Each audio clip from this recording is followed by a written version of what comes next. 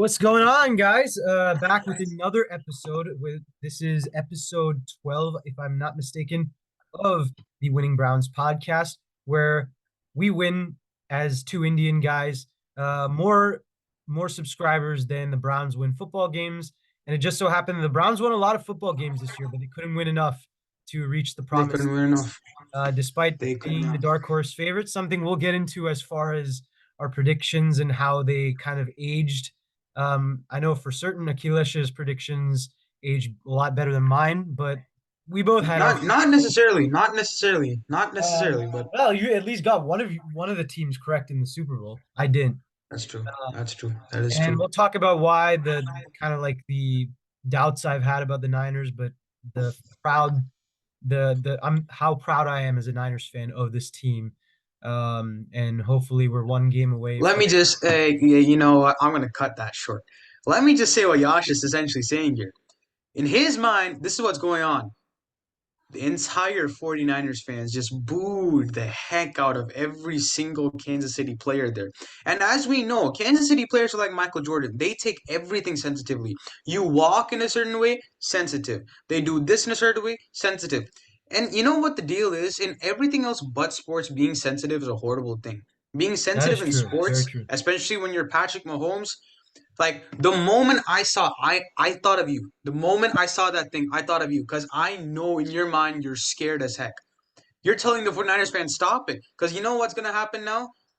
Patrick Mahomes has that further motivation. When he's up there telling the entire 49ers fan base, Yeah. keep talking, that's just further motivation for him to go on that. So Yash's whole soliloquy that he's putting out here, by the way, Mr. Ben Benek, if you're watching this, I listen in class. I'm just saying, I listen in class.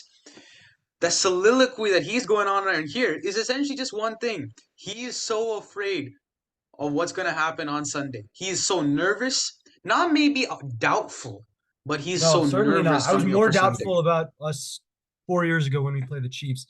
I'm not as doubtful this year. I haven't been. Both times we were down against the teams, there might have been a shadow of doubt that entered me at certain points. But the Packers game, Hmm. um, I wasn't actually nervous until we took the lead. In fact, in the fourth quarter with 107, then like every Aaron Rodgers, Brett Favre drive was flashing my head. I was wondering Yeah.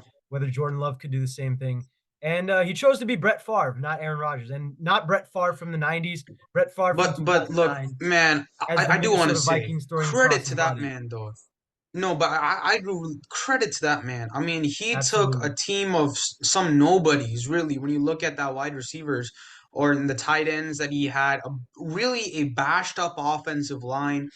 I mean, really, the saving grace on that team was, from a realistic perspective, it was Aaron Jones who was that savior Yeah. for them in that playoff run that they had. But I mean, I've always had confidence in LaFleur as a head coach. Obviously, me and you had different opinions there, Yeah, but and I've grown a lot of respect for him in these playoffs. I still have my I still have my doubts on him in certain degrees, yeah. but I've grown a lot more respect, and I'm starting to understand a little bit why you kind of think he's a better coach than I've given him credit for. Mhm. Um, but a lot on that, a lot on the Chiefs Niners Super Bowl, and a lot on that later on. Before we start, however, I would like to address the elephant in the room involving recording. We did have a mishap involved in our last episode. We made an episode a couple weeks ago involving some of the coaching changes that have happened across the NFL and also went in depth as far as our playoff predictions. However, that episode did not get released at the time, being due to some malfunctions on my computer, a corrupted file, et cetera, et cetera. But that episode will be coming out at the end of today. We will be releasing a double episode essentially. It's our first one.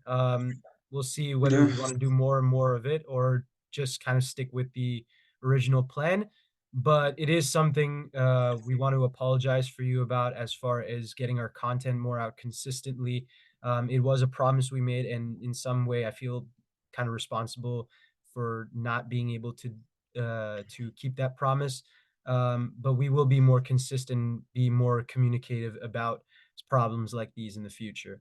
Um, anyhow, going on to the accountability part, I would like to review some of our horrible and some of our very good predictions involving this NFL postseason. Hmm. Starting off with our Super Bowl predictions.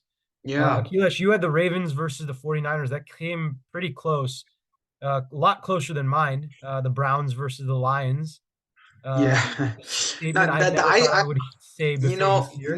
I think you just got a little carried away. Yeah, it's I'm not. Maybe. The Browns was the part that I was a little shocked at. I was so disappointed though when I saw that Ravens game, man. I was so disappointed because Yash remembers this. I texted him that day because I was so busy, guys. I was running around from place to place. I texted him and I asked, "No, who won?" And he said the Chiefs won. And I just said, "Oh, was it 17-7?" I I never looked at the Yeah. score. I You asked if it guessed was 17-10. I 17-7, was like, what? How? 17-10 rather. Sorry, my bad. And I mean, but I was so and I watched the highlights. Man, I was disappointed. Because Yeah. you look at they could have won that. Everybody, okay. I wanted to say this. The entire world, all of a sudden. So Patrick Mahomes has played 6 years, Yeah. right? No, no, no. I'm getting on this because this is my guy that people are questioning, right? Tom Brady. So Patrick Mahomes played 6 years. He's made four Super Bowls in 6 years, and he's won two of them. Massive credit. The thing that people seem to forget, though, and then immediately, and I want to bring this up, everybody's like, "Oh, Patrick Mahomes is the GOAT."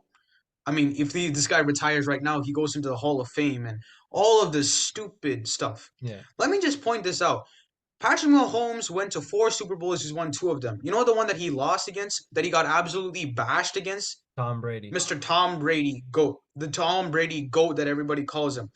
And who did Patrick Mahomes have at that time? He probably had the best, I would say, one of the best versions of Travis Kelce we've ever seen in that Yeah. season. Probably had the best version of Tyreek Hill from a Kansas City Chiefs standpoint that season. 2018 says something about that, but I yeah, would I'll say give you a that was point. better in terms of the execution that he was able to pull off You're every saying single like the time he had. efficiency standpoint. That I could get. That I Yeah, could get behind. yeah. I think that's the best version of Tyreek Hill from a Kansas City Chiefs perspective. You had, I would say, not the best version of Patrick Mahomes, obviously, but you had Patrick Mahomes. Let's just stop it there. You had a defense that was pretty good. That was pretty good in all affairs aspect from a playoff standpoint. They were what 14 and or 14 and 13 and 2. 3, 14 and 2. They were That's 14 and 1 without with Mahomes in the one game he got with injured Mahomes, and right? didn't They play. lost they lost and they smoked them in the regular season and all that whole crap. What happens? 35-9. They don't get a touchdown in the entire game. So number one, Tom Brady crushed him. The second thing I want to mention, Patrick Mahomes had a great first quarter.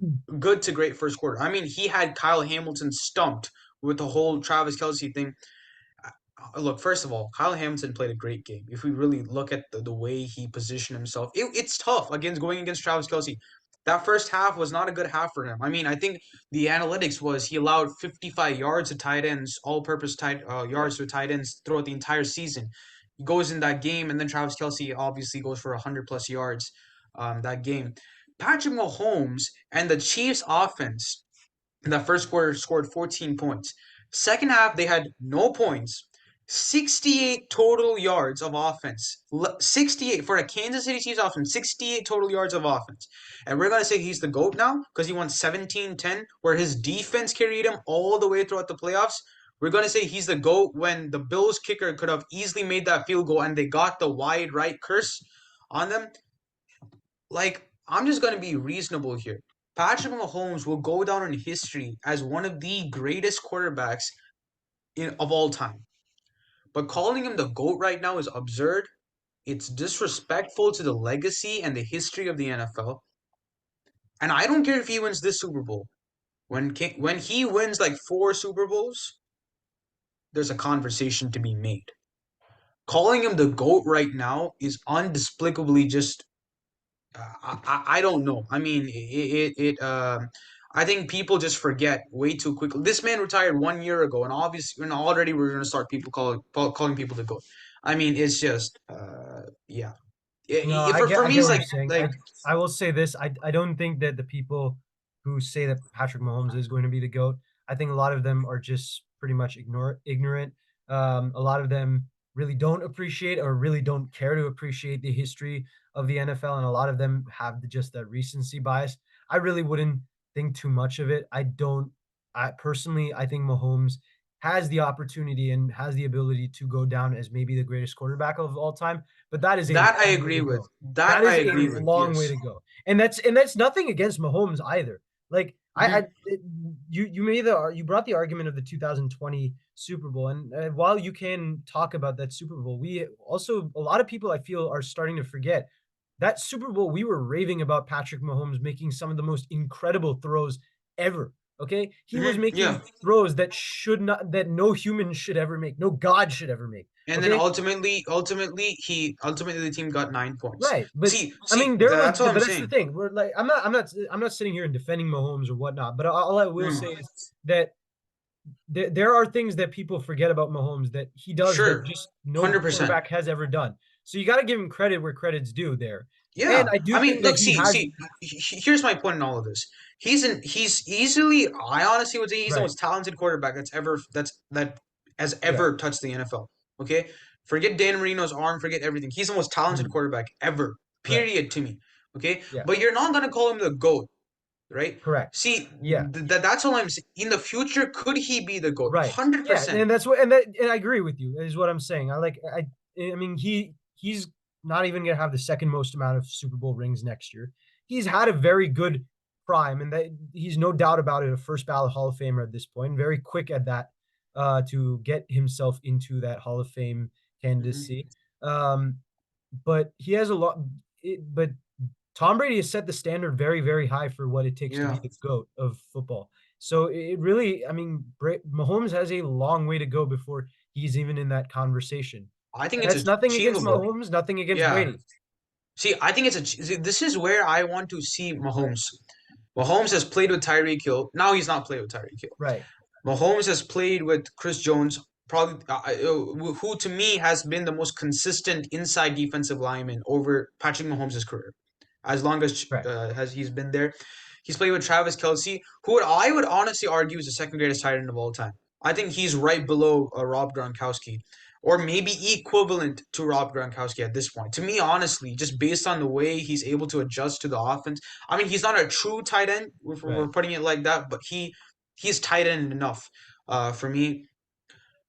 If you take away Travis Kelsey, what is Patrick Mahomes? That's the question That I agree. That is a that I very want to be answered. fascinating topic. That's all. See, Like, the moment Travis Kelsey maybe I think retires, I personally, I think he can, and he probably will continue to be successful. He has that ability, but mhm, at the end of the day, it's always fascinating to see where a player kind of falls as far as his production goes when certain yeah, players around him leave. You know, that's what made Brady good. Whenever we gave him a new test, he would pass it with flying colors. And Mahomes, yeah, he has that ability. He's going to get there. And we just have to see it. That's we all. just have to wait That's and all see. I'm It's a saying. wait and see game. Yeah, Um, as far as just the Chiefs Ravens game, though, as far as what we talk about that, I will say I am very, very disappointed in how that game turned out. To yeah, me me, too. I genuinely like I don't understand as much of the hate that went Lamar Jackson's way. He didn't did he have his best game? No, not even No, close. But he wasn't nearly as bad as people were saying, and people are making him yeah, out to some degree to be the scapegoat. And that I think is just complete wrong.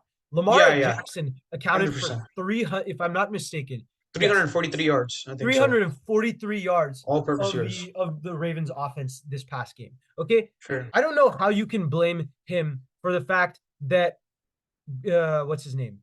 Todd Monken was constantly playing these routes where I don't I, you're gonna have to give me the terminology on this because I forget it. But the one where Mm. the one receiver on the left side goes on the go route and the other guy goes on the corner route. Like Yeah, he so kept doing that on a yeah, crowded corner. they call it kind of a Georgia wheel in some Georgia Wheel, situations right? where it Okay. crosses like this, Yeah. but sometimes just a goal and then an inside post or an inside Yeah, crosser. yeah, yeah. Like Yeah, I it's mean, common. he kept doing that on the on the like the what's it called, the clustered side of the Chiefs defense, Yeah. where they had Trent McDuffie, Hmm. L'Jarius Sneed, both of whom were either, if And I'm not Nico. mistaken, Pro Bowlers or All Pros, and Yeah. they had Justin Reed, who was fantastic this past game, probably at the best Hmm. game of his career. And you're looking at it, the Ravens. I mean, their play call was so predictable. The fact that, Yeah. they were throwing the ball 5 yards ahead and they had no space to run whatsoever. To And me, it was Rex Ryan made a shocking. great point about the game. This is the best running offense in football, arguably. That's 49ers and yeah. them are 1A and 1B. But this is the best arguably the best run game in football, led by Hmm. the best running quarterback in Yep. football. Yeah. Arguably, between him and Michael Vick, it's a toss up. But maybe the Yeah. greatest running back quarterback in the history of the game. Okay, you have all of that, and that's a debate for a different day. Yeah. But Yeah. uh, the point stands that you have all of that, and you run the ball 6 times in the entire game, or Yeah. sorry, 6 design runs. That to me is flat out ridiculous. And Yeah. mind you, the only weakness Kansas City has on this defense this past Is the year run was the run defense. defense. And you had I a golden opportunity to come out to and do that. expose them. Nick Bolton Yeah. was banged up. Willie Gay was banged up. And you're telling me that you don't want to run the football. Charles Omenihu went down with a torn ACL. He's a fantastic run defender for the Kansas City Hmm. Chiefs. And you're telling me you don't want to run the ball. That's just See, ridiculous to me. but see, Yash, I want to use that point, but I want to. My point is, I'm puzzled. I'm disappointed in one. You brought up the perfect point. How do you take the most dominant? I think it's more dominant than the 49ers run offense. Seriously, that's the most dominant run offense that we've seen in, I would say, easily 5 years. How dominant this Ravens run offense is, and then now you're at home. Let's keep that in mind. You're at home against this Kansas City Chiefs defense. Your defense is balling out. I mean, this team reminded me of those 2000 Ravens. Like, I'm gonna bust you in your mouth. I'm gonna kick you everywhere I need to. I'm gonna throw you down to the ground. I'm gonna play nasty. That's Right. what they did that second half. You could, and as you said, that defense was banged up. Spags, who is the defense coordinator I hate, not because of his mind, but what he did to my Patriots in the 2008 Super Bowl. Um, he when he sent up what I think it was like three different packages of a nickel dime defense. That tells the offense one thing. That defense is so confident that you're gonna pass. They're not even gonna try to put Exactly. like Yeah. 200, 50-pound defensive linemen on you. They went with the Chiefs defense had never ran a 3-4 or three defensive line scheme in their entire season. They go up there second half, the entire half, they just played three deep. Like it was just, I mean, shocking to me. But my point was this: when you look at the Ravens, you look at that coaching staff, the brilliance that is in that coaching staff, and we're gonna get to one Right. person from Yeah. there, Joe Ortiz, which we will get to today. Don't worry, guys, we will get to. Not just Joe Um, Ortiz, but Mike McDonald, my we guy. know, we know, but come on, man, you gotta give me some credit. I'm Yeah. suffering Yeah. here, Yeah. I man. give you credit. Right? So at that point, that coaching staff must have gone through every scenario. I mean, this is the what do they say, the teacher versus the student versus the teacher, with Mm. Harbaugh versus Andy Reid. Like, this is the game for, in a lot of his mind, it was probably the game for him, right? Because they haven't won a Super Bowl in 12 years at this point, and this was their closest shot at getting there. When you look at how this team has performed, there must have been a strategic implication of passing the ball. Because for me it's like, for me it's like this. I kind of think it back to kind of World War II. It's a weird way of thinking about it, but I kind of think it back to World War II. Um, see, when we look at a lot of the attacks that have been placed, especially from Japan's side, right? When we look at those kamikaze pilots and everything's killing everything for themselves and then giving America that chance to go in, why would they give up so much? Because, see, Japan's not that dumb, right? They're not going to say, like, oh, you give up so many people for us, and we will have enough people to damage all their properties, all Right. their everything, so that they don't have enough artillery to come back at us. They realize US was that thing, juggernaut. They know that, right? So why would they do that? What was the strategy behind it? Because essentially they're cutting themselves to cut another person, is what Japan's quote unquote strategy was. Like, for me, I related back to this because the Ravens cut themselves to cut the Chiefs. Yeah, I'm not. It's confusing, I understand, but like, they're essentially digging themselves into a hole to dig a deeper hole. I think that's a better way of describing it for the Chiefs. But rather, they just they dug themselves to the Earth's core, and then they burnt down. Because for me, it's a coaching staff as brilliant as that coaching staff is. Definitely didn't go with the idea of we're gonna pass the ball all day because they understood what Right. Spags would do. So I think for me is there are a lot of questions that are unanswered. I don't think it was necessarily a bad coaching. Maybe it was a bad coaching plan, but I was very initially I was disappointed, but I was very perplexed after pondering on what Mhm. strategy was even put in place. So that's my See, assessment of the Ravens and right. Chiefs game. Now, All I will say is one final thought about go that ahead. is just I get your point, and for the most part I do really agree with you as far as just the yeah, I mean, there are a lot of questions that just seem very peculiar. That the game plan was very peculiar. I Hmm. mean, given they were really opening the middle of the field, Chris Jones wasn't really even trying to attack in the run Yeah, game. They were pretty serious. much basically daring Baltimore over and over to run the ball, and the only time they ever did was Lamar would get outside the pocket, realize nothing's there, swerve around George Karlaftis, and get a first down, right? But Yeah. there was, I mean, it stems to me. Coaching was the reason they won, and it's not just the play calling. The play calling itself, like the game plan itself, was bad. Harbaugh was clock management was not great on his side. Mike Just McDonald's surprising. Very scheme was surprising kind from of Harbaugh. weird. The Very fact, surprising from Harbaugh. yeah, Actually, but I not to mean, have clock management is shocking to me. I mean, I remember hey, he's against had his them. gaffers every now and then. No, He's but had like his no, but I mean mistakes that every was now and then. early years. I'm talking like remember this past year Yeah. against the Colts? That was masterful in terms of No, no, I'm clock saying in the management. postseason, he's had his That's true. mistakes. It's true. So True. there's that. But the one that surprised, I mean, even the Mike McDonald, the scheme didn't necessarily surprise me as much as just kind of just the lack of effort I saw from Roquan Smith and Patrick Queen. They were just like very like they Really? tried to act very like aggressive, but I felt they were very timid to the ball until their tempers got to them. And then they were just playing over aggressive. To me, the Really? composure was just like really off.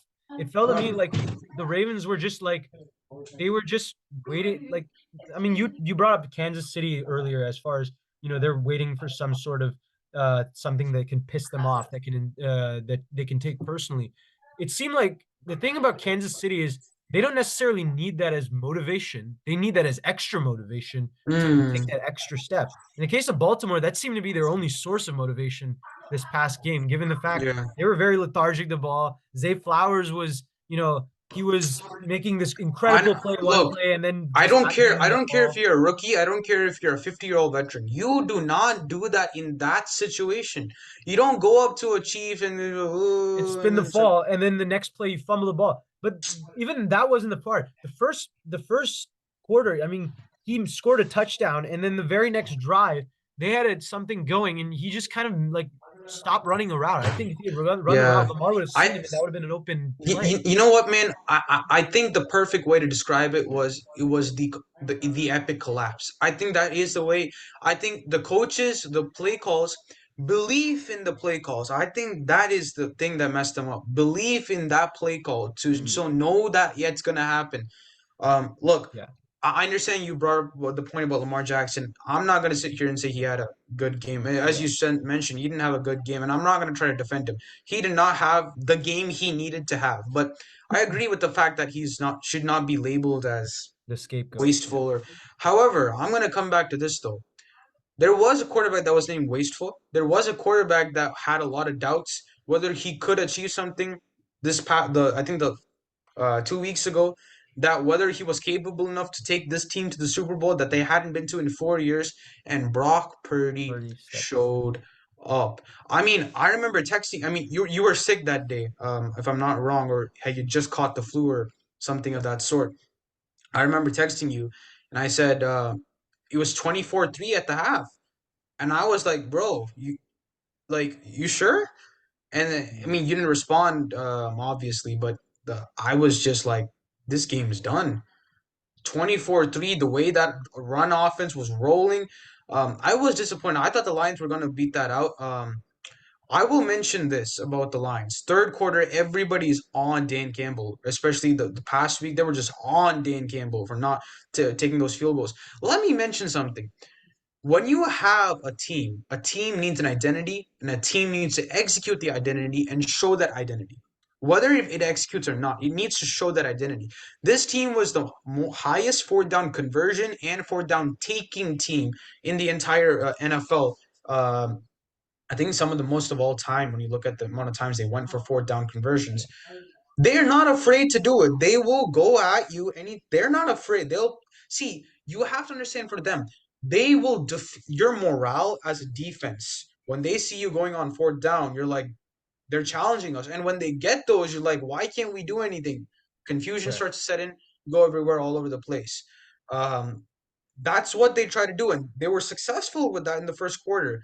The third or the first half, the third quarter, man, that's where everything went bonkers. The Jameer Gibbs fumble, some things were unprecedented. That fumble was unprecedented. That missed touchdown to Jameer Gibbs on a oh so beautiful route. He just came in, gave a nice little shimmy. Linebacker went, I think it was Fred Warner or Dre Greenlaw, whoever it was a star linebacker to say the least. They just went flying like there was some kind of star in the universe and Mhm. just went boom right on the inside. Jerk off slightly through. He slipped on that throw. He could have. Oh, it was that would have won the game. That would have Yeah. won the game for them at that point. But the disappointing factor to me was Dan Campbell didn't go for that on the first attempt to get the field goal. Completely agree. You have to show your dominance. You go for that fourth down. Second one, I thought he should have gone. I think the second one was just that ego slightly crept in, saying we got to show who we are, and I don't think it was that time. Um, Look, I know I'm this whole thing about me saying all this stuff is sounding like a hate on the 49ers. I'm not at all. The 49ers came in that second half with the mindset of we're going to do what we did against the Green Bay Packers. We're going to go in there. We're going to execute when it matters most. I've said this. I kind of feel like this is my personal quote. We have to execute when it matters most. And that's what they did. They came in, they ran the ball.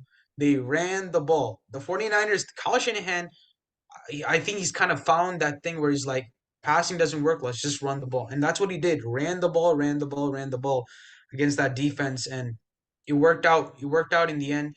However, I will say this: 31 points is unacceptable.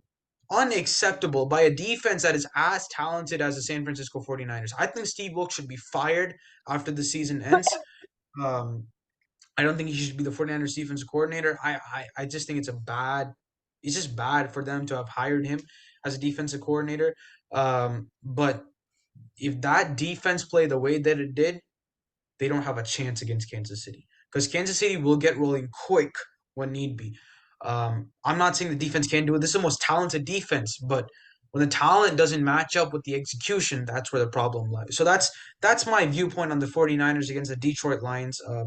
Obviously a great game, but Yeah. I feel for the Lions. I do. For me, I would say as a Niners fan, this is what I'll say. Frankly, of just about the entire postseason for us. The Packers game was a game that I was so confident in the Niners were not only going to win, but blow out the Packers that I Mm-hmm. said that I would shave my head if um, they lost the game Thank to God. my dad. Thank God they no, And I'm gonna say thank God I they thought won. that was Because going to I could happen not see at you some be point. bald. I could not see you be bald. Oh my God. I would have to cover my eyes You up. already Oh saw me God. with too much hair now on my head. Now, uh, No, that's my point. I've seen you with so much hair, now to little hair, and then no hair. Please. it would be more traumatic than watching Zach Wilson and Nathaniel Like, Hackett. yes. Yes. Seriously. But regardless, what I will say is that game was that it looked like the Packers were going to win, and we were making mistakes. We were playing bad in that game. Regardless, I never really felt like we were going to lose that game ever because I just felt like there was something missing about the Packers. Every time they Mm-hmm. got a big play, something went their way, something gave on the other side. And usually, if you're going Mm-hmm. to win a game against a team as talented as the Niners, as an underdog, that generally doesn't happen. You think about the Titans, everything went well for them against the Ravens 4 years ago when they played them in the NFC in the AFC divisional round. Hell, you look at the Packers this past year with against Dallas, they were pretty much flawless on all counts. And I'm not saying you necessarily have to put up 48 points. Jordan Love's got to have a almost near 100 QBR. But what I am saying is that you gotta, you definitely have to basically show no signs of any holes in what you've done. And I felt like the Packers were ironically basically what their entire the symbolism of their entire team is, which is a Swiss slice of cheese with holes in it. Um, but I mean, the Packers I mean, the most evident example of this was like Keyshawn Nixon had that big return. I think it was Keyshawn Nixon, and he fumbled the ball. And even though they scored a touchdown, the Niners had something going their way that at that point. I think they kind of capitalized off of it. The special teams of the Packers was struggling. Anders Carlson missed that field goal. And from there, Brock Purdy showed why he can make a game winning drive. And I'm not necessarily saying he had the best game there, but he did show something that a lot of his haters have been doubting about him. And it was something that helped us move on. Now, as far as the Lions game was the exact opposite. The Packers game, didn't expect the game to go the way it did, but the outcome was what I expected. The Lions game, I thought we were going to lose that game as I predicted in the previous game. And the game started off exactly the way I thought it would. I thought we were going to get punched in the mouth. Maybe not the way we did, the fact that their run game was that dominant, that David Montgomery put 160 yards on us. But the fact that they were up 24-7 at the half really didn't surprise me. Um, my dad came up at the halftime and told me about it, and I was like, yeah, I'm not surprised. Um, at some point, I did feel like we were going to lose at that point, much like I had predicted. But I come down about around, I want to say 7 o'clock when we had kicked the field goal. This was right after the big Brandon Ayuk, the play where the ball deflected off the cornerback and into Ayuk's hands. Um, we scored the touchdown, and you see a little bit of a momentum change. I'm seeing the replays. I'm seeing it looks like some sort of luck's going in our favor. And then the fumble, it's not just the fumble as such, but the way we kind of were urgent to the ball. That's the type of football I wanted to see out of San Francisco in games where we felt lethargic, in games we were losing. And sometimes I just didn't see that. But the Lions game I did, and we never looked back from there. Now, I will address one thing you said about Steve Wilks. I don't necessarily, I think he has gotten a lot better from the start of the season, and I don't know if we necessarily need to fire him. That being said, I will say this. He's not the perfect scheme fit for us. So it would be great, I think, if we got someone else to manage our defense alongside him. I think maybe the defense needs to be more of a collaborative effort. The thing I've liked about Steve Wilks, and some people have pointed this out to me, that he's good at making second half adjustments as far as being able to stop teams in critical situations. And I think we saw that. I mean, I don't think, as far as what you said about Dan Campbell, I completely agree with you. I don't think I personally don't think Dan Campbell was wrong to go for it on either down. It might have been a little bit risky the second time, but if it was a 4th and 2 in the 49ers territory, you get that might be the game.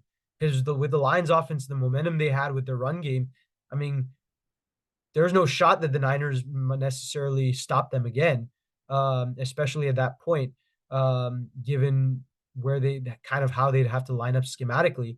Um, the first time, I had no question about it. The only problem I had with really the play call was the personnel they decided to put on the field at the time.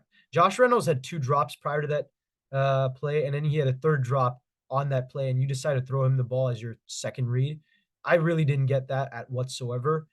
Personally, I would have put Donovan Peoples-Jones in that situation. He's very elusive slot. He's very good on 3rd down, has been throughout his entire career. Put Amon-Ra St. Brown in the slot under that circumstance. He's great at that very same route that Josh Reynolds ran. And I think if he caught that ball, it would have been perfect. But I think the Niners have done things that have impressed me and have confirmed things that I wanted to see from them. So I do feel a little more confident about them going into the postseason, something we will get into a little bit as we predict our Super Bowl predictions in a bit. However, when it comes to um, the postseason, I'm thoroughly impressed by the Niners. They're not the only storyline, I would say. The Packers and the Texans have both impressed me. Both their young quarterbacks. They got both bright futures, great teams ahead of them. The Texans managed to retain Bobby Slowick and Jared Johnson, their quarterbacks coach. Both, I think, are instrumental in the development of Stroud down the line. So I think it's especially important that you keep those two guys from a Texans standpoint. And the Packers, they let go of Joe Barry. They hired a guy out of Boston College. I don't know too much about him, but he seems to be a good fit for the Packers. And I do think that these are two teams definitely to watch out for in the future. And I would say that generally this postseason has said a lot about the future of the NFL. I think it's in good hands, and I think that there's going to be a lot of enjoyment between the stories of Mahomes eventually, reaching Brady, maybe what the Niners might do with Brock Purdy down the line, what the future holds for the Texans, the Packers, and then I think finally, just as a kind of concluding statement, I don't think we can really not talk about the playoffs without laughing at the Cowboys. Um, I mean, come on, man. It, Dallas fans, I don't know why you guys No, keep no, falling for this, no. but To every single Dallas fan out there, the joy, the pure ecstasy, it was pure. It was the essence of beauty in itself. You know what the beautiful thing of the entire thing was? I don't know if you called this, Yash. The first time they lost that playoff game, the cameraman took a video of every single fan yeah, in the crowd. The second time they lost, had a fewer fans. Third time, nobody. They went straight to freaking Jerry Jones. Jerry. I know. Oh, it was Oh my hilarious. God. He had his glasses. Whenever Jerry has his glasses on, it's a bad day. It's a bad day when he has his glasses. Facts. He had that glass on the kneel, just went. Oh, it was beautiful sight to watch. Because you guys have to understand something. When you stop talking and let the players play start talking, you guys will win Super Bowls. Not Super Bowl, Super Bowls. Because you guys have that talent. But you guys talk too much. You guys praise them too much. See, I'm a Chargers fan, man. Like, I understand. Comparing a Chargers fan to a Cowboys fan makes no sense. We're a bit more sensible. You guys are haywire every single day, any day, all day, every day. The We media don't gives have you anything to some cheer things about. like that. We usually don't have anything to cheer about, and we are gonna get something to cheer about. I'm gonna talk about this episode today. Y'all have nothing to cheer about because come playoff time, the only thing you guys see is two things: a big fat L, no NFC Championship game, nothing, just a big fat L and the beautiful face of Stephen A. Smith. Oh, no, no. You know what I would do? No, The moment I saw the Dallas Cowboys lost the playoff game, I didn't look at the stats. I searched up Stephen A. Smith because I wanted to see that reaction to that Dallas Cowboys 48 points at your home stadium when you hadn't lost a single game the entire year. They come in and they beat you, like demolish you, like obliterate you. Oh, it was a beautiful sight. A beautiful sight. Now, however, Yash, from a beautiful sight to a beautiful feeling is a transition I want to make here. I had a horrible week leading up to that NFC Championship game, those championship games. Sorry, I'm getting emotional. The Los Angeles Chargers, baby. They hired a winner. They hired an impact guy. They hired Jim Harbaugh to come to the Chargers to revitalize his team. I mean, it's just a beautiful day. It's just a beautiful day. I know it's supposed to be sunny, but it was rainy when Jim Harbaugh came. I understand that, but you know what? It was a football gods raining down tears of joy, bliss, and happiness that this could happen. That's what it truly was, man. That's what I theorized it to be. That's what it will be. And I thought that was going to be the greatest feeling in my life because you had a champion now coming to take over this organization. Look, I understand Brandon Staley had to leave. It was one of the most it was the dent in my heart for about a week or two. that he had to leave, the way he had to leave after galvanizing that team to such success they hadn't foreseen. I understand that last season was not a great season, but there were so many injuries he could just not overcome. Okay, let's be honest. But Jim Harbaugh's in town, baby. And I thought that was going to be the end. I thought this is a great hire. I don't care who the general manager is. Who gives? Who do we get? Joe Hortiz. Now let me just explain something, y'all. Most people are talking about. I think it was Brandon Brown from the New York Giants, 35 years old. Let me tell y'all something. This man has been with the Baltimore Ravens for 26 years. You know what happened in 26 years? They drafted Ray Lewis, drafted Ed Reed, drafted Terrell Suggs. They Jonathan drafted Ogden. Jonathan Ogden. By the way, only I think it was one of two times that a team has been able to draft two Hall of Famers out of the first round. Baltimore Ravens. He worked with I think the what to me, I don't care what people say. To me, top three general manager of all time in Ozzie Newsome. Got to work with Agreed. his brother John Harbaugh. Got to work with a very talented general manager who's currently there right now. This man knows football to another level. He's the one who told to draft Zay Flowers, who's had an incredible season here, has had a great from a viewpoint of reading and understanding players, is the best at his position. And now 26 years later, let's just think about this, man. I was only born what 17 years ago. Why did it have to be now? Now, at this point in time, man, he comes down as a general manager along with Jim Harbaugh, who, by the way, he actually was on the staff of, if I'm not wrong, it was the Colts, if I'm not wrong, that he was on the staff of. And he knew Jim Harbaugh when he was the quarterback there. So there's a huge connection between Jim Ortiz and Harbaugh from that perspective. I thought that was going to be the end all be all. What do we do next? Bring in Michigan's defensive coordinator Jesse Minute. onto the stand now. Oh, Thanks, man. Appreciate it. no, Appreciate no, it. no, Yash, Unfortunately, that Yash, you took away our Yash, DC. Yash, because you have to understand this, man. As a fan of football, I have suffered, and I mean suffered because with the Patriots, I had one good season, and then I saw the GOAT leave. I had Brandon Staley come in and he revitalized this team, but I saw every important game of that season slip away from my Chargers' fingers. I saw this past season where we fell off completely, and now a champion, a champion defensive coordinator, a champion scout, two-time champion general manager. We got a squad, baby. We got a squad now I'm not going to be so happy because now I'm going to get realistic. Okay. Jim Harbaugh, the success that he's had with Michigan over the past 3 years has kind of mitigated the troubles that they had the previous 3 years before Right. these past three. Okay.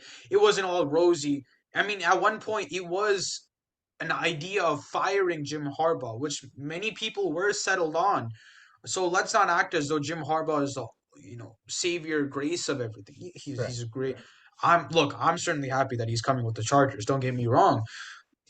The second thing that I want to address is I'm still confused because the news has not confirmed this, but I'm not sure if um uh sorry, one second. I'm Greg not Roman. sure if yeah, I'm not sure if Greg Roman is the offensive coordinator or he's going to be an integral part of the staff. I'm hearing both sides of the story here. However, Jesse Minter coming to the Chargers has been finalized. Greg Roman is not finalized yet. So I am Yeah. confused on that aspect of whether it has been finalized, whether he's offense coordinator or not. Um, but if he is, I am very. We talked about it earlier today. I am very perplexed at this because I think with Greg Roman, he's a very run-oriented type coach, and unless I mean, when you look at the possible free agents that we have, Josh Jacobs, who I'm expecting to Right. re-sign with the Raiders especially after the way Antonio Pierce just revitalized that team. I'm expecting to coming back. First of all, and just on the side, I think today recently they just hired their offensive coordinator, the previous offensive coordinator of the Chicago Bears. Personally, I think it's a horrible hire, but another story for another day. Coming back to my Chargers though, with Greg Roman coming in, I think I think sending a message to the NFL saying we're going after running backs during free agency. I think talents like Zach Moss from the Indianapolis Colts, Saquon Barkley is Ooh, definitely something we can pull off. I think Zach Moss is an underrated I had running not back thought that would be a really, really good move. because I mean I'm thinking from the perspective of we have a passing offense that's legit. Austin Eckler can be that receiving back that we need. Zach Moss can really power through on the Right. inside. I mean he has. I remember looking at his highlights. He has great speed, a great speed to burst. He's quick off the ball, strong on the inside, especially can really run through many different gaps. I'm speaking like a scout. I'm not a scout by any measures, but I'm just looking at it from that perspective. I look at Zach Moss, what he has to offer. I mean, obviously there are Saquon Barkley, but Saquon Barkley would require a serious amount of sacrifice from our end. But I think the thing with Jim Harbaugh coming in is he's defining a system that we've never had, and that's a physical, tough style of football. That's a style of football that I personally enjoy more than this whole, hey, let's handshake, pass the ball, and all that stuff. I like that physical type football. Um, but I'm just not sure if it fits the roster that this team has right now. I understand this is just the beginning, and Jim Ortiz is. I believe I've never had so much belief in a general manager. I understand he's coming to the Chargers, but I've never had so much belief in a guy like him. I mean, the experience that he's had, the players that he's drafted, the I mean, you look at some of the interviews that he's given with the Ravens. It's so Al Davis esque.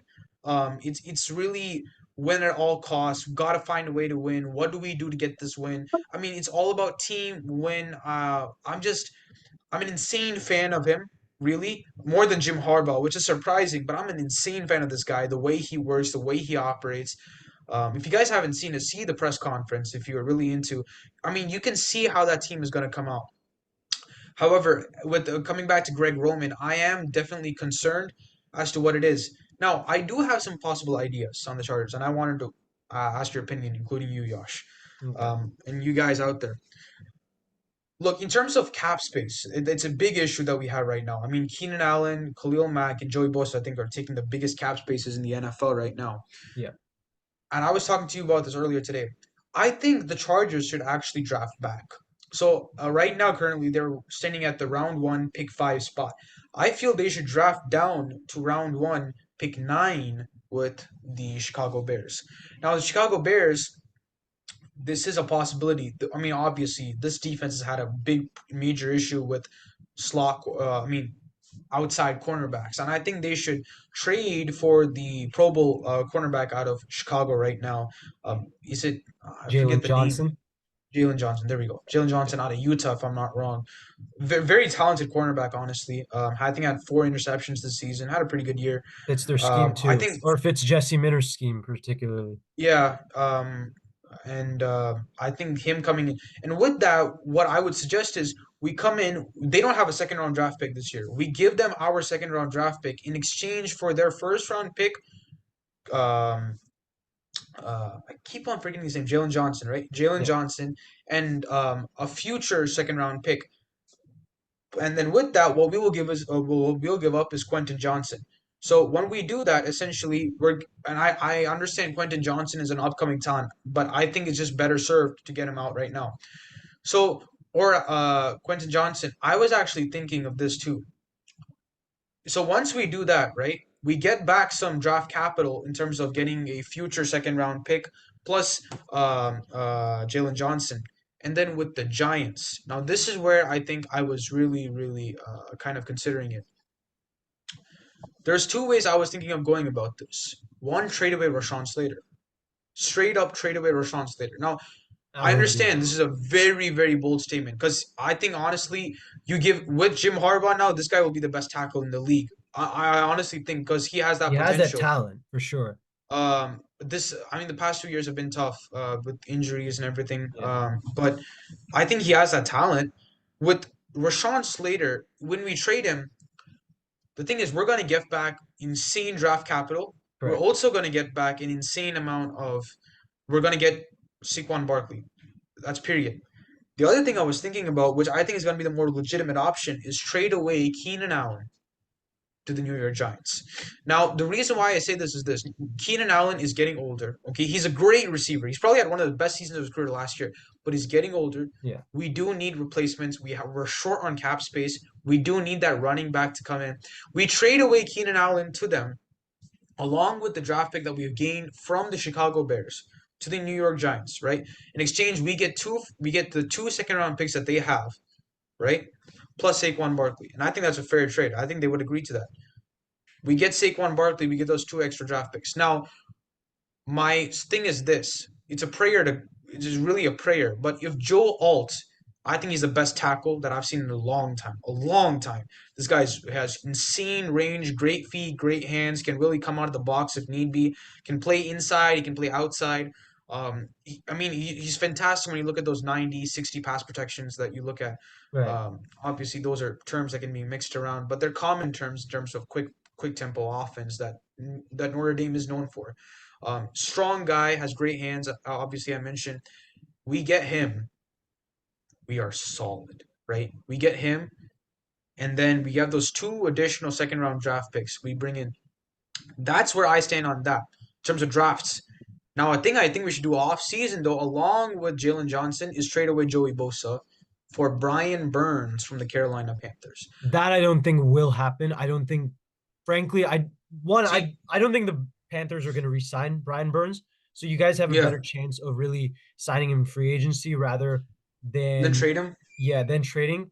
Also, Hmm. I'm not necessarily sure if Brian Burns would be the greatest fit for you, depending Really? on um how much Why do you Jesse say that? Minter. Because I'm interested. Because the thing with Jesse Minter, I have not seen too much film on him. If I'm being very honest, Right. I've heard he's a very talented defensive mind. But from what I see from him, I remember watching snippets of Michigan. I haven't watched it fully, mind me. So you probably have a better knowledge. But I am assuming that he's more of outside linebacker rushing on either side of the ball, similar to a Steelers defense type Right. mindset if we're looking from defense. And I think Brian Burns fits that, right? I mean, he's tough, he's physical, he has great arms. Not the best of speed, I would say, but yeah, great arms, great inside recognition on the run game. Why? Why do you think? The So thing, okay, if not, and the second question I'll add along with that. Sorry for taking the time. Second question I'll add along with that is, if not Brian Burns, who would you? Because we need an edge rusher to come and stop on right. the inside, or would you go with the Baltimore Ravens, that defensive lineman Well, free actually, I agent? think the best option that the Chargers really have, and I think the best player that they can really put on that side is actually on their own roster at the current moment, and that's Tuipulotu. I've sat here and said I'm pretty high on him. I don't know whether he has necessarily the same upside as what Bosa had in his prime, Sure. but Jesse Minter likes to work with a lot of players that are very they're what's the word like twiddler, I think, or just something like that. What they called Twiddler. something. Um, It was a term they used on Trayvon Walker a couple of years ago when he came out. I can't remember the. Elephant position. No, not an elephant position, just kind of like his build. And I'll if I can remember Okay. the Yeah. Go word they ahead. used at the time, but Is it rather like a very out of position play? smaller defensive line who's more better as an edge rusher, who's Okay. athletic. I see. Okay. Um, I mean, there's a guy in Michigan by the name of Derek Moore who kind of fits that same exact mold that Tuipulotu plays. Um, Pretty much an athlete who's a little bit bigger, came out as a defensive lineman, but has more Mm-hmm. played edge rusher ever since he joined Michigan. So Tuipulotu reminds me of kind of that similar thing. It'll be interesting Okay. to see whether Minter runs a 3-4 or a 4-3 offense, in my opinion. I would assume 3-4, given the most Ravens coordinators do that at the NFL level. Um, Yeah. but it does offer a bunch of flexibility. I think to me, the bigger thing is the Chargers need to, number one, go for a nose tackle. As far as to answer your Brian Burns question, the reason why I don't is because, like you said, Burns is not the greatest athlete. Neither is he necessarily the greatest technician. Burns, Jesse Minter generally likes either pure technicians or guys with great hand counters, a la someone like their Okay. defensive end, Braden McGregor, um, I see. or a pure athlete. They had a guy by the name of Josiah Stewart, who they added in the transfer portal this past year. Jalen Harrell was a defensive lineman that they had, similar Mhm. molds. So I would sit here and say that best examples of players, I would probably take um, a guy from the Niners, Drake Jackson. Montez Sweat would be another big example. A guy that I But feel Yash, I was thinking, because I was thinking about priorities, right, for the for this Chargers correct. team. Um, so by the way, guys, I understand this is the Chargers, so I know it's not the most exciting topic, but I think this team is the most. It can be the They are biggest a very change team. intriguing team. I will sit here and say that Uh, as far as what they I can do in the draft and whatnot. see for me that this is what I was thinking. I thought from two angles. If I'm Jim Ortiz right now, either I create a winning team now, right, by trading players and etc. and gaining, Correct. or get draft capital and I get players through that, right? And I thought in both angles. See, from a running back's perspective, this is one of the weaker classes when it comes to running Correct. backs. There are not very great running backs coming out of this class. They're good running backs, not like B. John Robinson type running backs, if you get what I'm saying. And Correct. Saquon, but when you look at this free agency, Zach Moss, Saquon Barkley, DeAndre Swift, if I'm not wrong, which will probably re-sign with the Philadelphia Eagles, so I'm not too hyped on that. Um, but then I also thought it from the extent of what's more need now? Is it to improve that defense or I to would say improve the the defense for offense? sure. Exactly, right? So from the defense perspective, cornerback is an essential need because we don't as talented as Asante Samuel is, he's better inside nickel than he is one-on-one on an outside because he's shorter. That's the only thing, right? Mhm. Um I Well, think the bring thing about the that's why Jalen Johnson thing, I think it's definitely ideally, if it was a hypothetical, I would definitely make that trade if I was the Chargers, mm, without a doubt, with any doubt in my mind about that. I don't know if it'll necessarily happen because I don't think right. one Quentin Johnson and second pick will be enough. I don't think Jalen Johnson No, necessarily. but we are giving away the Um, fifth pick. See, we're giving away the fifth pick plus Jalen Johnson and correct, a future second round pick along with that, right? correct. But the thing was, The I was thing about that almost is I tempted don't to think the say, Chargers will necessarily get a first round pick out of that deal if they do that. And I don't think, given how many holes they have on their defense, I don't think that's worth it. Right? yeah. But if They I'm have a not wrong, few. Jalen Johnson is a free agent, if I'm not wrong, He's a coming free into this agent, but offseason. the odds right now are that he's most likely to probably Gonna resize him. sign with the Bears or get franchise tagged either way. Yeah. So I excuse me. I Mm, just don't see him really coming back coming. with the Yeah. Chargers, going to the Chargers. The Keenan Allen trade was one that intrigued me. I actually I would sit here and say if I'm a GM, that is definitely a trade that would interest me. I don't know if necessarily that's the most ideal. It's a kind of odd trade if you think about it from certain Yeah, I know. angles, given, you know, both of them are kind of cornerstones for the team, both worth a lot of money. Yeah. But Keenan Allen, like you said, he's aging, so his value is going to go down. Saquon Barkley being a running back, he's entering a part of his career where he's an aging running back, being 28 Hmm. years old, so his value might go down. I don't know if the value will Yeah. necessarily be equal, so the Chargers might need to add another pick in that. Um, Hmm. but again, I still don't think that will happen, just for the reason being both the Quentin Johnson and the Saquon Barkley trades being Yeah. because number one, Harbaugh has talked a lot about wanting to use Quentin Johnson in his offense. Quentin Johnson actually, his college tape reminds me a lot of Michael Crabtree, who was a critical Hmm. part of that 49ers team when the Chargers were there. And if Greg Roman does become the offensive coordinator, I think Yeah. Johnson will be utilized in a similar way. Um, Sure. as far as the running back position goes, I do think that Isaiah Spiller is a pretty talented running back. I don't know if he's your number one option, but the Chargers Hmm. also have. There are a lot of rumors that they're probably going to go after Blake Corum, given the connections between him and Hmm. Harbaugh. Um, of course, Corum was the running back of Michigan at the time these past 2 years, and he's a Yeah. good running back. I really think, like, I'm not saying that as a Michigan fan. I genuinely think he's one of the best Yeah. running backs in this No, draft. I I, think he'd be a good fit, I agree with that and running he's back a statement, similar but mold to Barkley. So you get him a lot for right, cheaper. but he's not as agile, not as Correct. athletic, not as My what I would sit here and say is if I'm the if I'm Joe Hortis, I use the exact same blueprint I did it with Baltimore these last 4 years. When Ozzie Newsome left Baltimore, the roster was kind of shaky and they kind of retooled a little bit, even Hmm. as they were going 14-2 and whatnot. Um, Right. they draft. I was just looking at the draft in 2019 and 2020.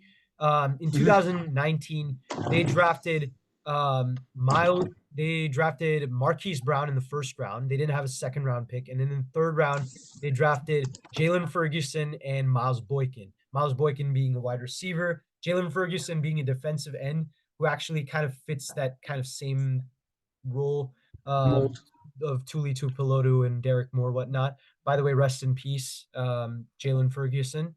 Um, and then the 2020 draft was also another intriguing draft as far as what the Ravens did. They went after, of course, Patrick Queen in the first round. The Chargers do need a linebacker. Eric Kendricks is aging. J.K. Dobbins they went after in the second round, and in the third round they got Justin Matabike. All of these positions kind of fit exactly what the chart what the what's it called the Ravens are looking for. You need a linebacker, you need a defensive lineman. You might need to retool that wide receiver room, maybe get a Brock Bowers. I don't know about that. That's going to kind of depend on what Brock Bowers draft stock looks like in the next coming months. Um, but I would pretty much stick to that blueprint, and I think that will definitely. And knowing Hortiz excellence of evaluating personnel. I have confidence that they will definitely be able to develop that. Harbaugh is great at that. I think Jesse Minter's the perfect fit for some of the players that are on this defense. But it's going to be a little bit of a patient game. I think it's going to take maybe a year or two, depending, of course. I think the Chargers have a little bit of money in free agency. So if they Hmm. use some of that free agency money, things might change. But Yeah. right now, I would just say stick with the draft plan and we'll Yeah. there. Yeah. Um, I would like Go ahead. to, however, discuss a few other of the other coaching hirings. We've got a lot over these past few weeks. Some of the most intriguing ones being Dan Quinn getting hired by Washington. Personally, I think you and I, Akilesh, are on the same page, so I don't think we really need to talk too much about this. Yeah. It was not exactly the greatest hire, not a really good fit for what that team has struggled with. Cliff I think Kingsbury, not not a great hire. saying not the greatest hire is an understatement for how dismal that was. Correct. As far as the Seattle Seahawks, I think you and I are both in agreement. It's a pretty good hire. Great, great Um, job, great job by the Seattle Seahawks. yeah, and then as far as the other ones, the ones that really intrigue me to me are the Raheem Morris and the Brian Callahan hire, which not many people are talking about. The Callahan hire is a very interesting one, especially given some things I read about Brian Callahan's role with the Cincinnati Bengals. Um, I've criticized Zach Taylor a lot, and I think now it's a little bit more warranted. I started learning a little bit more of Callahan's role as far as he often took a lot of play calling um, during the last stretch of the season. And Callahan had his problems.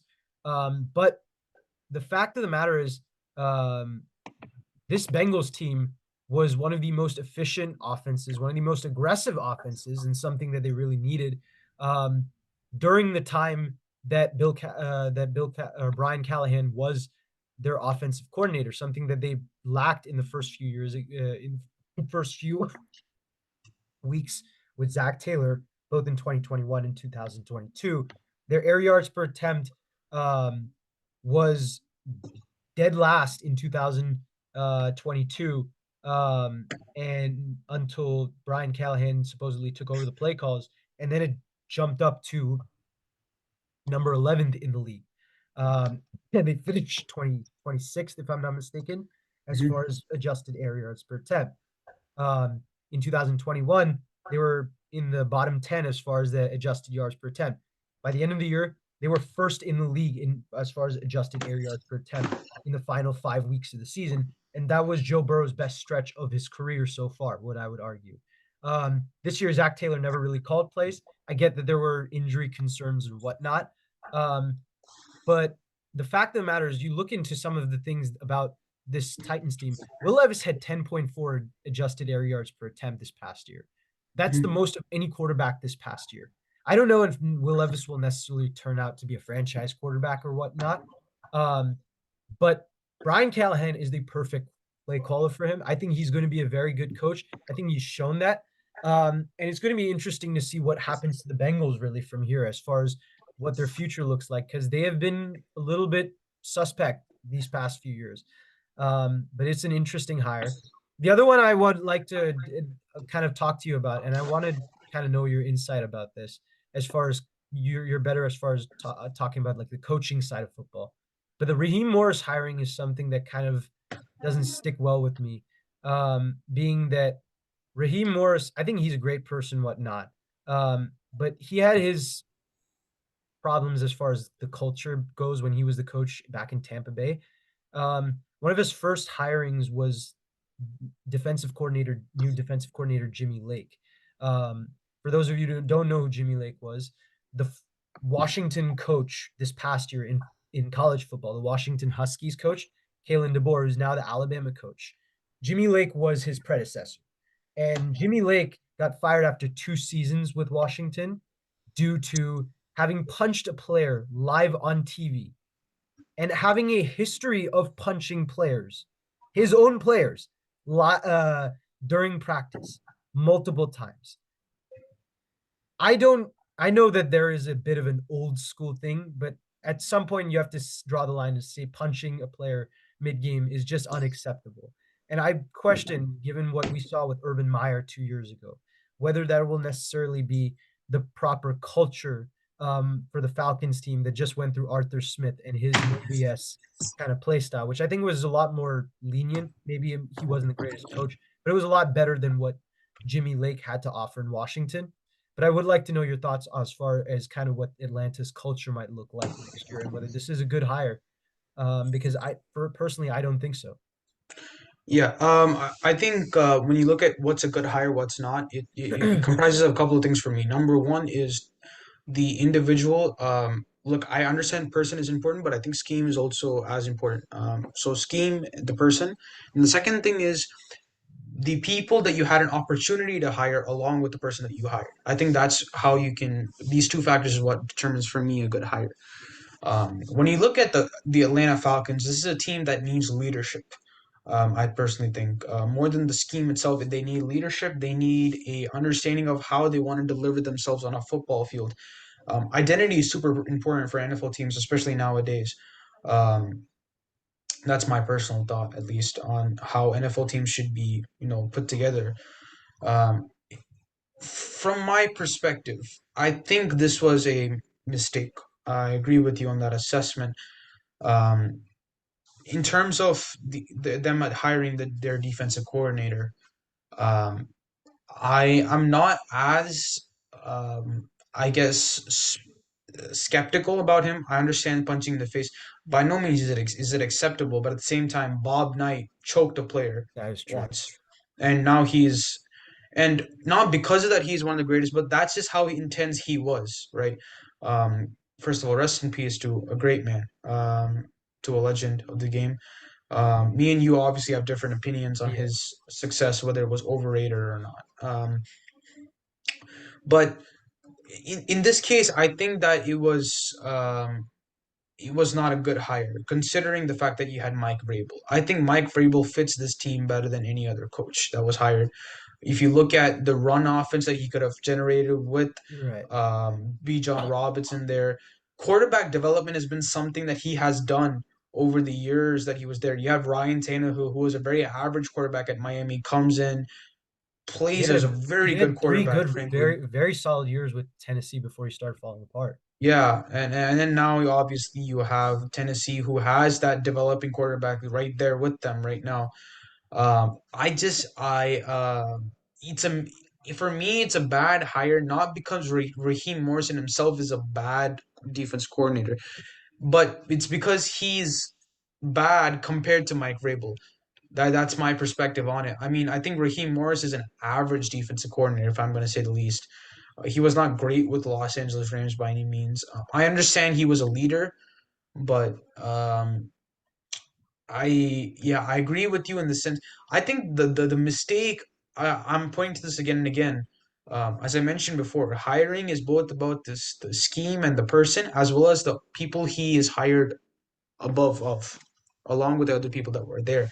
I think in that context, this entire NFL season, coaching hires have just been way too fast, have not been thoroughly thought about. I personally think throughout all these, except for the Chargers, I personally think that most of these hires, Carolina Panthers made a great hire in their Buccaneers offense coordinator. Um, I think so. I actually kind of want to talk about the other hires too, if you don't mind. Yeah, The Patriots, hiring up a 32-year-old defensive coordinator who was a defensive line coach. Um, like most people have been very, very bashing it. I kind of want to know your thoughts on it. Because I personally think it was a great hire. I think the Patriots have made the best coaching hires of the offseason, personally to me, um, in terms of leadership, in terms of schemes, in terms of success that they've had. as far as Um, stability, yeah, I mean, what I'd say is, I think, yeah, I agree with you. I think New England has knew who their guy was, and they targeted him and hired him, and I think he knew who exactly he wanted to add to his system. I think this kind of shows the organizational stability that Robert Kraft has implemented. Whether he kind of got lucky with Bill Belichick is a different story for a different day, but um, he definitely has. Um, I definitely think that Gerard Mayo knows what he's doing. I think yeah, um, he's the right I think he's the right leader for this team. I think he knows what he wants in this team and knows what the scheme is. He's a seems to be a very smart guy. Um, I always have a little bit of concerns when it comes to these coaches who get hired like as linebackers coaches. I had my concerns with Dan Campbell, but he's definitely authentic, much like Campbell I saw in his postseason in his playoff conference. But we'll have to see when it comes game day how the Patriots play. I Um, just want to mention but one thing, Josh. There's a slight difference between Dan Campbell and him. correct. With No, Dan Campbell, yeah, yeah, because with the Patriots defense, in case people don't know, because I don't think people understand this. The Patriots, the coaching staff with Bill Belichick is no defensive coordinator, but the defensive coordinator, responsibilities are delegated to certain position coaches. correct. In this case, as far Gerard as what Mayo people is are kind of saying, running the team, exactly, he was and given most of the that's where I'm kind of wondering, with his lack of play calling experience, how does that exactly work? Um, lack of play calling. Relative is what I'm saying. Compared Okay, to yeah, and I would I do think that the good thing is that the defense, like you said, the defensive coordinator that he hired, I'm blanking on his name now, but he's a he's definitely well qualified. I would sit here and argue that um he's very good at understanding the Belichick scheme. DeMarcus Covington. Yes, DeMarcus Covington. He how do I say this? What's it called? As far as his scheme, he has always kind of been able to develop players very well as far as being able to fit that Belichick scheme. Um, so to me, I think he would be a very good play caller. But the fact that this team has the lack of relative play Players. calling experience and their personnel has gotten a lot worse, it is going to be interesting Yeah. to definitely see what happens here. This is to me a wait and see game. That's really the only opinion I have on it. Hmm. The last two things that we're going to do, and we're going to do it a little bit quick here. I do want to get your opinions on the awards and the Super Bowl. I'm just going to kind of like run through them, Akhilesh, and kind of we can Sure. discuss them one on one very briefly. But starting Yeah. off with the assistant head coaching job, um, as we know the nominees, personally am going to pick defensive coordinator of the Browns, Jim Schwartz. That Browns team, we were talking about them being um, questionable One due of to the their one of the run defense last year, and now they're right one of the best dominant. defenses maybe in NFL history, at least in the regular season. Um, that Okay. turnaround by Jim Schwartz, the Pro Bowlers that are on that defense, I think you Yeah. got to give him a lot of credit. For me personally, the other coaches have had success before. But this is Jim Hmm. Schwartz's first year, and he showed his impact. So I would Yeah. defer to him as the Yeah, offense. I agree with you, but I'm not gonna go with that decision. I'm going to go with Ben Johnson. I think Nice. for me it's what he's developed over a due course of time.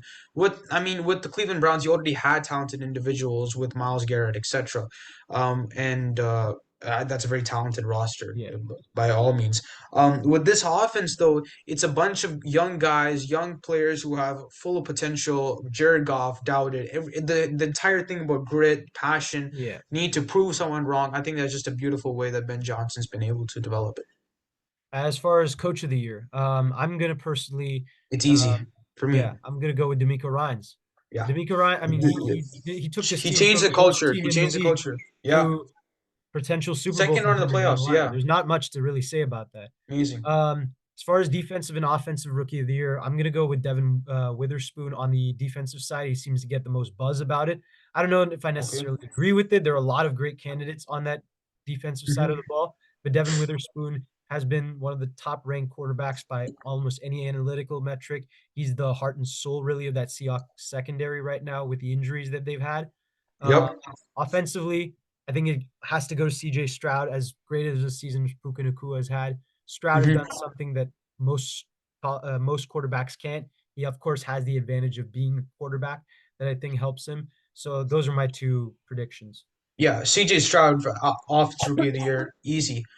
For me, actually, I'm actually going to go with Will Anderson Jr. I think Okay. the impact that he's had, the Seattle Seahawks went downhill, I would say, this season compared to any other season that they've Right. had. With Will Anderson, it was, I think this Texans turnaround that he's had is just impeccable in all terms and fashions. So I'm going to go with Will Anderson on that case. It's a great pick, and I get why you might put that. He had a great stretch, great. He Great was great season. down the stretch.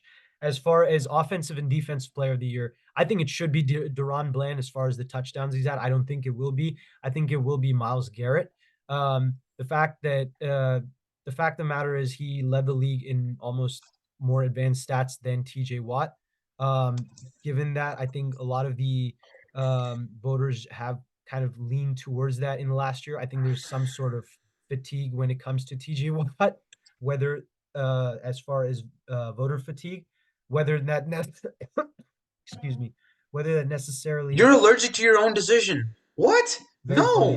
Get Whether that out. No.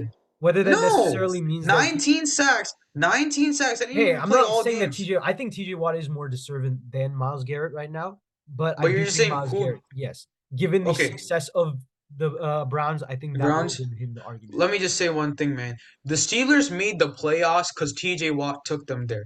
The Browns did not make the playoffs because Miles Garrett took them there. Let's keep those two separate Okay. things, right? The amount of weight TJ Watt had to carry the most weight out of any defensive player in the entire season this year. I don't care what anybody says. He had to carry the most weight. TJ Watt is more deserving. He will win the Defensive Player of the Year for the second time. I have full confidence. I mean, this guy was 3 sacks away from 3.5 sacks away from tying his old record As while playing less games than he ever has. as So, far go ahead. well, not ever has, but Offensive Player of the Year. I'll just say my pick real quick. CMC 23 all Yeah, day, I baby. would I would say it's CMC too. As far as the MVP, I think it has to go to Lamar Jackson. Lamar, it has to. It has He's to. been the best player on the best team. He's been making the best plays all year, and uh, he's been the most impactful player on Yeah, of any player in the league. There's really right. nothing to say, and it's a regular season award. His team was It the has to best go to. year. It has to He go had to the him. best. He was the best player, so it really has to be him. And as far as the Super Bowl, we've talked about the Chiefs and the 49ers a lot in the pregame. We've kind of foreshadowed it. I Yeah. would like to hear your thoughts first. I'm going to keep it very brief. The 49ers, if they don't run the ball, will lose the Super Bowl.